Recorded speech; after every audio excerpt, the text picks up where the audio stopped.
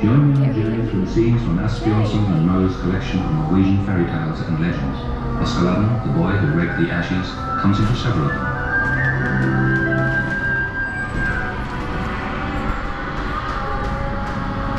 The story of the three princesses in the Magic Mountain tells of the princesses who had to stay indoors until they were 15 years old, or they would be swept away by a snowstorm. But one fine summer's day, they persuaded the guard to let them out.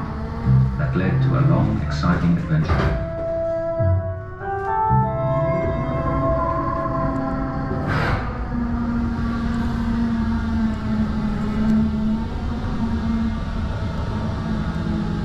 The princess who always had to have the last word is the story of the king's daughter, who was so wayward and willful in her speech that no one could talk her down. The king promised to give her, and half his kingdom too, to whoever could make her hold her tongue. Peter and Paul, sitting there on the right, tried hard, failed and got branded on both ears. But Askeladden, who picked up all sorts of things on the way, and he used them so that she had nothing left to say.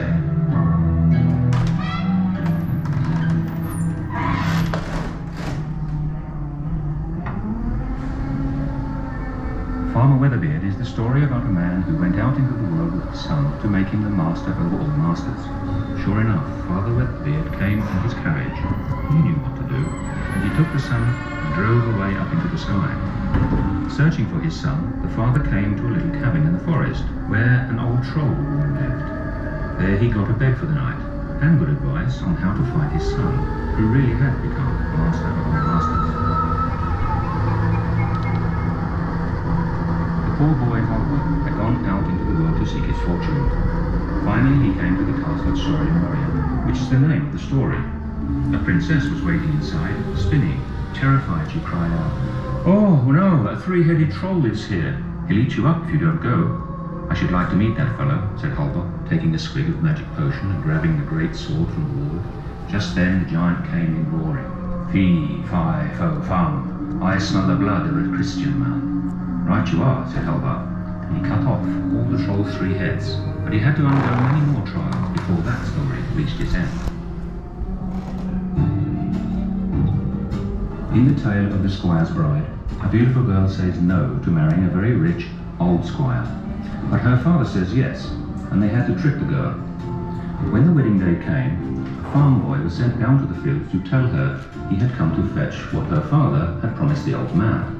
The girl sent her pony, which was driven up the stairs to where the bride gown lay. And so it was that the pony was dressed as the bride. And the squire, well, he was happy with the bride, but he never went courting again.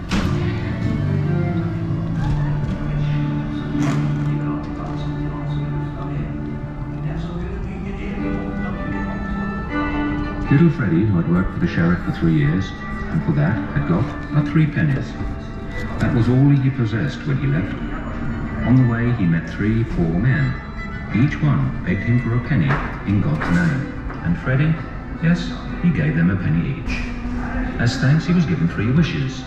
For the first he chose a fiddle that would make everyone dance when he played. With his other 2 wishes, little Freddie got the finest clothes and a horse and carriage. He drove through the village like a rich man. The sheriff said it was against the law to drive so fast and grandly. Freddie was tried and condemned to death. On the gallows he begged to play a tune before they hanged him. No one could deny him that. He played so that they all had to dance, and then no one could dream of harming little Freddie, who lived happily ever after.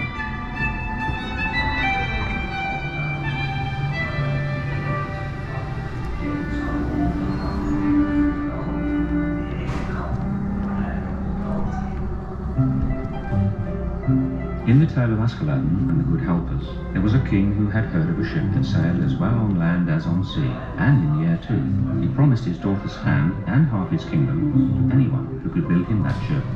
Askeladden was only one of those many who tried, but it was he alone the old woodsman helped, because good-hearted Askeladden had given him his last crust.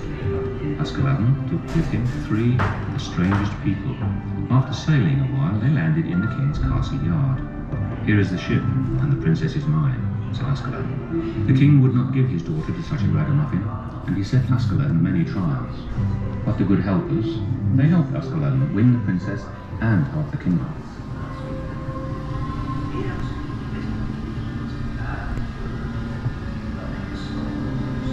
town mouse and the field mouse argued over which of them lived best. They agreed to exchange visits at Christmas time. The town mouse nearly starved at the field mouse's home, though she said thank you. There was feasting on fat scraps soaked in beer at the town mouse's home, and the field mouse got noisily drunk. That woke the cat, and the story might easily have ended badly.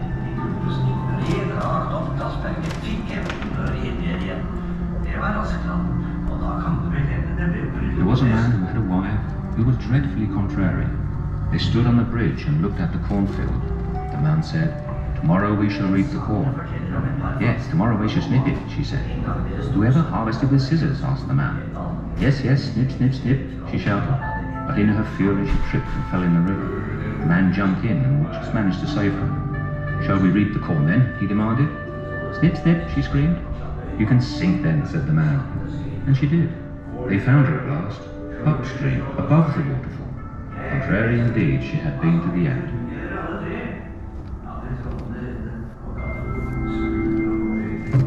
The maiden on the glass mountain is about a king who gave his daughter's hand to the man who could ride up the glass mountain and take the apple that lay in the princess's lap. It was just when Askeladden had saved his father's cornfield from being grazed bare by the magic horse. He had thrown a fiery halter over the horse and tamed it. So he rode to the glass mountain. Princess and knights had tried and failed. Suddenly, a knight in golden armor rode up the mountain, took the apple, rode away again. It was Askeladden. What a wedding feast there was when he claimed his princess.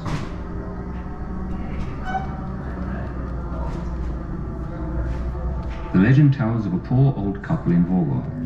Their two sons were once going through the forest when they met three trolls who had only one eye between them. "Oh, oh, it smells of Christian blood," said one of them. The eldest boy swung his axe at that troll's ankle, so the troll dropped the eye. When the boy snatched the eye up, the troll yelled, "If we don't get our eye back, you'll be turned to sticks and stones." "I'm not afraid," said the boy. "Shut up, or I'll chop down all three of you." Then the trolls were afraid and gave the boys gold and silver to get their eye back. Since then, no one has seen the trolls in Haydal Woods. Henrik Ibsen was in debt to a fine tradition of legends and storytelling rooted in Norway's greatest valley, Gudbrandsdal. He walked up the valley himself in 1862, stopping first at Norwegian, near Hunderfossen. When he wrote Peer Gynt, he was partially inspired by the folktales Asbjørnsen had collected in 1842 about the character Peer Gynt. The scene in the Mountain King's Hall, set to Edward Grieg's music, is one of the highlights of the world-famous play. Here is the king, surrounded by ghosts, trolls, goblins, and the green-clad, rejoicing with Peer Gynt.